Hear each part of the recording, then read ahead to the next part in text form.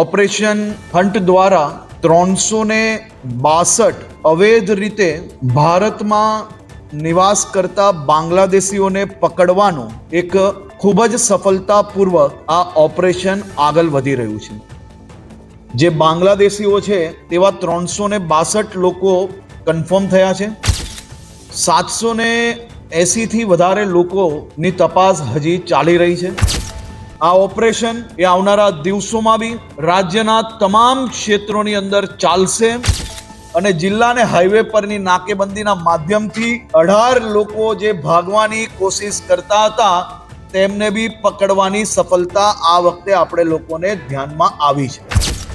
છેલ્લા અનેક દિવસોથી એક્સિલન્સ દ્વારા અને વિવિધ શહેરોની ક્રાઇમ બ્રાન્ચ, એસઓજી અને ગુજરાત પોલીસના યુનિટ્સ દ્વારા ટેકનિકલ સર્વેલન્સના આધારે, વિવિધ ટેકનોલોજીના આધારે 6200 થી વધારે શંકાસ્પદ લોકોને સંપૂર્ણ રીતે ચેકિંગ કરીને ગઈકાલ રાતથી ઓપરેશન હન્ટ દ્વારા 362 અવૈધ રીતે ભારતમાં નિવાસ કરતા બાંગ્લાદેશીઓને પકડવાનું એક ખૂબ જ સફળતાપૂર્વક આ ઓપરેશન આગળ વધી રહ્યું છે. હાલ જે સંપૂર્ણ રીતે જેમના ડેટા, ડોક્યુમેન્ટ્સ અને બીજા બધા જ વિષયોને તપાસીને જે બાંગ્લાદેશીઓ છે તેવા 362 લોકો કન્ફર્મ થયા છે.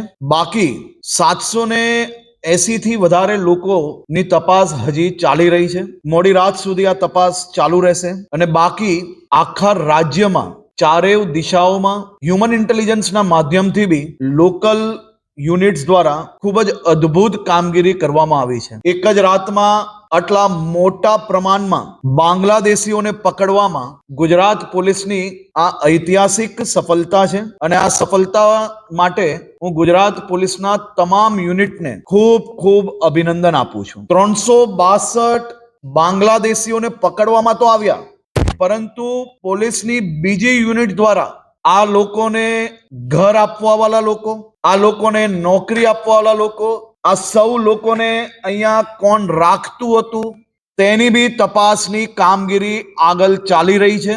જેમ કે આપણે પહેલાથી જ કહ્યું છે કે કોઈ બી પ્રકારના ડોક્યુમેન્ટ્સ લીધા વગર આવા અવૈધ લોકોને જે કોઈ લોકો આશરો આપશે તેની ઉપર બી ગુનાઓ દાખલ કરવામાં આવશે અને આ વખતે આ સંપૂર્ણ તપાસ બી આગળ વધી રહી છે.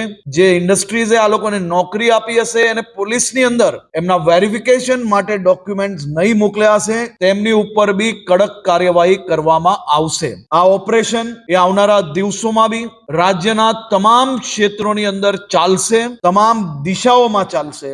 આ ઓપરેશન એટલી સારી રીતે પ્લાન કરવામાં આવ્યું હતું. જ્યારે રેડ ચાલુ થાય તેની સાથે સાથે જ બસ સ્ટેશનો, હાઈવે અને રેલવે સ્ટેશન પર બી નાકાબંધી સાથે જ ચાલુ કરવામાં આવે.